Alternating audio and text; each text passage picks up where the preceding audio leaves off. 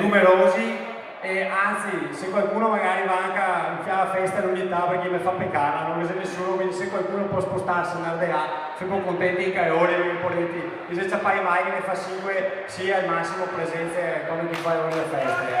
Questa è la verità, quindi non gli resta altro che venire qua a protestare. Però guardate, velocemente, cerco di essere breve, però 2 o 3 cose volevo dire, che dopo l'intervento di Gobbo poteva essere anche un intervento conclusivo, però il nostro movimento è bello per quello, perché abbiamo sentito Gobbo con la sua carica forte di uomo che è nel movimento da una vita e visto crescere la Lega Veneta, abbiamo sentito anche l'intelligenza di Montebelluna, Marzio Favero, per dire che nel nostro partito c'è di tutto ed è bello per quello. C'è il partito degli operai, degli imprenditori, delle piccole e medie imprese e aziende, degli artigiani e degli agricoltori.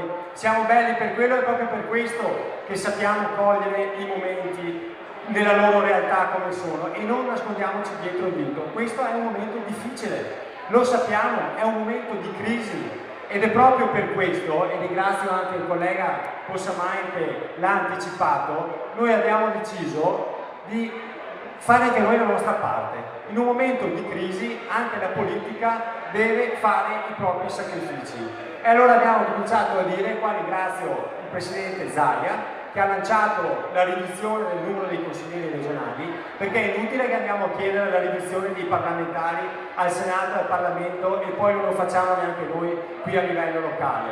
Innanzitutto dobbiamo cominciare, ognuno di noi, a occuparci delle nostre cose. Io adesso non vi dico la manovra nazionale, cosa si fa al Parlamento, cosa fa la provincia o i comuni, perché so che tutte queste persone qua, tutti questi sindaci, presidenti di provincia hanno le loro difficoltà. Allora è bene che ognuno si concentri sulle proprie cose. Allora cosa stiamo facendo noi in Regione? Stiamo facendo questa grande battaglia sullo statuto, non so come andrà a finire, ma siamo determinati sulla riduzione del numero di parlamentari e siamo anche determinati sulla riduzione delle indennità e anche del vitalizio.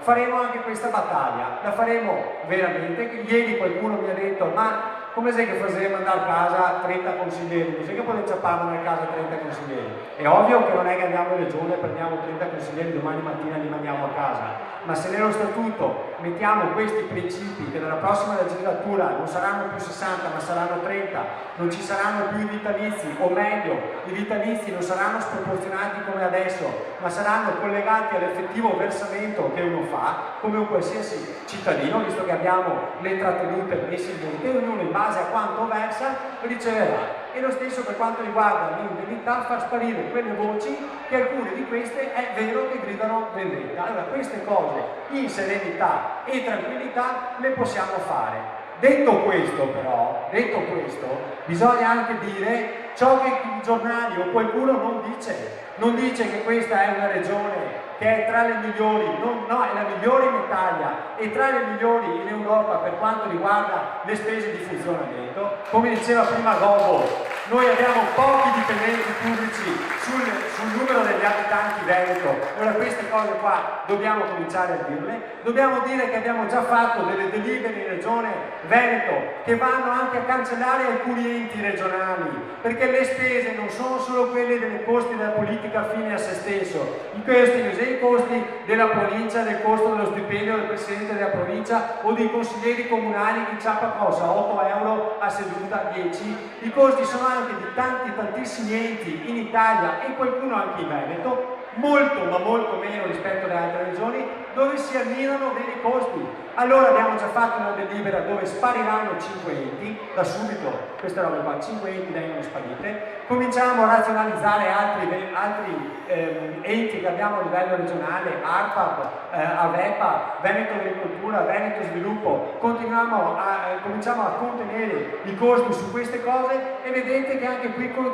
continueremo a migliorare quello che è il rapporto che questa regione ha tra spesa e PIL prodotto e numero di abitanti. Ripeto, siamo tra i migliori già ora. Abbiamo fatto uno studio noi, e qua ringrazio anche Tiziano Bello, il mio responsabile del gruppo regionale, lo ringrazio per il lavoro che abbiamo fatto, perché le cose che vi sto dicendo non sono inventate. Abbiamo fatto un lavoro assieme a tutto il gruppo regionale con gli indicatori da questo punto di vista delle spese, indicatori su tantissimi temi, economia, sociale, e possiamo documentare tutto. Quindi quando vi dico che la Regione Veneto è la migliore in Italia, non solo la Regione Veneto, anche le province venete e anche i nostri comuni siamo i primi sia a livello territoriale, provinciale e regionale. Allora di queste cose come veneti dobbiamo andarne orgogliosi e dirle. Dobbiamo dire che avevamo 350 milioni di euro di buco, anzi avevamo ereditato qualcosa di più della sanità e siamo passati a più 12 grazie all'intervento del Presidente Zaia nell'ultimo anno. Sicuramente abbiamo stretto, abbiamo tirato la cinghia, però è qui che si vede la capacità della gente di amministrare, perché se facile amministrare quei schemi, se vuoi tutti amministrare quei schemi, e quando ci sono le difficoltà, quando bisogna tirare la cinghia, che bisogna andare a razionalizzare. E questo è un grande intervento che noi stiamo facendo. Vi ricordo che non c'è l'addizionale IRPEF quest'anno, per la prima volta non c'è l'addizionale IRPEF, 15 anni c'è stata quella giunta Galan, per 15 anni c'è stata, e avevamo il buco della sanità pagato con l'addizionale IRPEF, siamo passati da 3,50 più 12 senza addizionale IRPEF.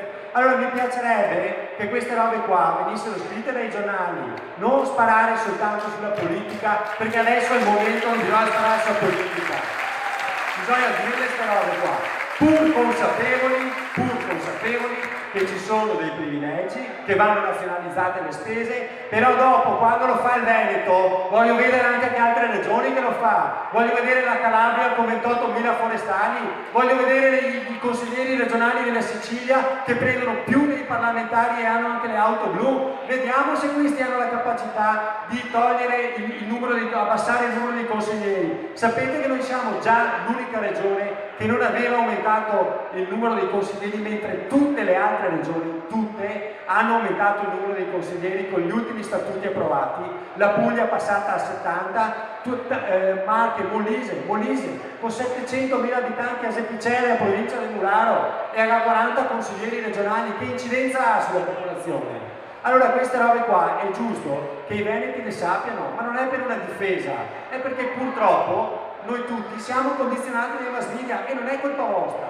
È che purtroppo il PSM televisione, compremo questi giornali, questo è scrivere e questo sappiamo, perché se nessuno dice qual è la realtà, nessuno sa fare dei confronti da questo tipo. La nostra sanità, sicuramente c'è qualcosa da migliorare, sempre c'è qualcosa da migliorare, però è una sanità che funziona e a livello europeo alcune nostre ULSS sono state certificate da agenzie canadesi per la loro capacità, e ringraziamo quei medici e quegli infermieri che lavorano all'interno delle nostre strutture, perché la nostra sanità non è fatta solo di soldi, è fatta di persone, di gente che ci lavora, perché se c'è la capacità e c'è la professionalità, lì si sente anche come si agisce. Perché io ho qualche amico anche del sud che lavorava in qualche pronto soccorso o qualche ospedale a Reggio Calabria ed è venuto a lavorare qui nelle nostre alze, è rimasto a bocca aperta, meravigliato, ha detto io non ci credo che qua funzioni così. Però noi altri se lamentemo, ma giustamente se lamentemo, perché siamo abituati bene e vogliamo di più, e noi dobbiamo lavorare per dare di più, ma consapevoli che non siamo presi male, che non siamo delle cacche,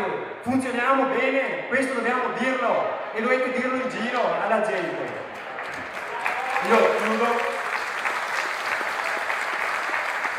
chiudo perché sennò poi divento troppo lungo, chiudo anche per un lavoro credo valido che sta facendo il gruppo, e ringrazio tutto, qua c'è solo Possamai, ma ringrazio tutto il mio gruppo consigliare, perché volevo chiudere con questa cosa qua. Abbiamo un gruppo consigliare regionale che è compatto, perché anche qua mi sono stufo a leggere sui giornali le divisioni, e trevisani, e veronesi, e divisioni interne. Io ho un gruppo regionale che non mi ha creato un problema, nessuno. Prendiamo le decisioni, facciamo il gruppo, a volte vengono fuori idee diverse, ci confrontiamo su questo, però quando usciamo compatti, anche con la riduzione del numero di consiglieri, mentre gli altri partiti se la facevano addosso perché gli aveva paura della carriera, di perdere la carriera, i nostri, consapevoli che qualcuno magari è stato eletto per il primo mandato, perché magari è facile per me che sono stato eletto sino al terzo mandato, ma uno che è eletto al primo mandato magari può dare anche insomma, tirare un po' il culetto in brio, invece no, sono stati tutti compatti e hanno detto questa è la linea, è giusto, la seguiamo e la votiamo. Questo è un gruppo serio e compatto che sta lavorando forte su questo. E quindi io chiudo veramente ringraziando i miei colleghi di questo, abbiate pazienza, perché vedete, per quanto riguarda la Regione Veneto, io voglio limitarmi a parlare di questo, i risultati, seppur in un momento difficile, verranno. Grazie e buona serata a tutti.